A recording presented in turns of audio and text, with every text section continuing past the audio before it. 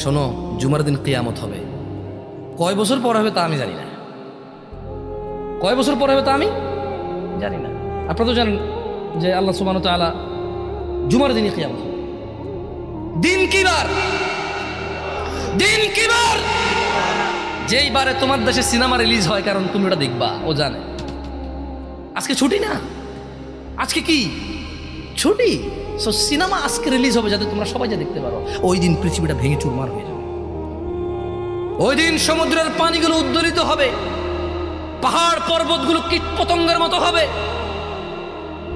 তারকা নক্ষত্র ঝরে পড়বে, সূর্য আলোহীন হয়ে যাবে, মাটি তার সবকিছু বের করে দিবে।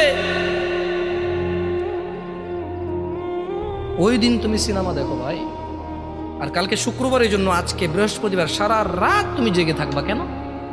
কালকে শুক্রবার, তুমি জানো না কালকে কিয়ামতের দিন। কিয়ামত কবে যদি কেউ আমাকে প্রশ্ন করে, আমি বলি শুক্রবার। আমি বলি কি? শুক্রবার। আল্লাহ আমাদেরকে বুঝার তৌফিক দান করুন, আমিন।